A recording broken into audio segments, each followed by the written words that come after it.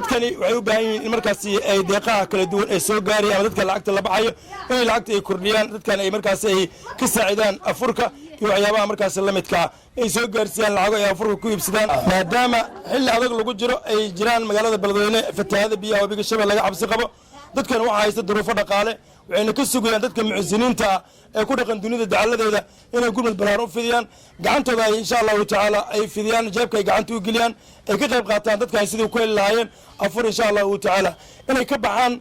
raashinka la kale la siinayo markaas ay ku gaaraan in lacag la siiyo ay raashinka gacantooda ku soo iibsadaan taasina waxay ku xiran tahay dadka mucasiniinta ee qeyrka jecel insha Allah ta'ala inta tabarteena waan dadaali doonaa hadii jeer aan u taaganahay si dadkan ugu caawin lahayn barnaamijka la magac baxay afur walaalkaaga ay taabigeliyo warbaahinta wadinaba يا عدل فيشين كمبني تدبر السيس عفر مالكوس انت سون كهاي انا هذا انت كبدنا وباهنا قال الله سيو تدبرين عفر هيسا وحي وحسودي دمغد الله دافو وحي وحنسي دمغد الله دافو وكنا هاتسي هذا عرس في غعنتنا ku haysana waa maatantiin maanta toddoba aan la si waa haysana waa maatantiin idan kale أفركان أي مساجد أفرك وعكس جعنتهم كلها السنة ما أنا عرس كان كل أفرك هاي سنة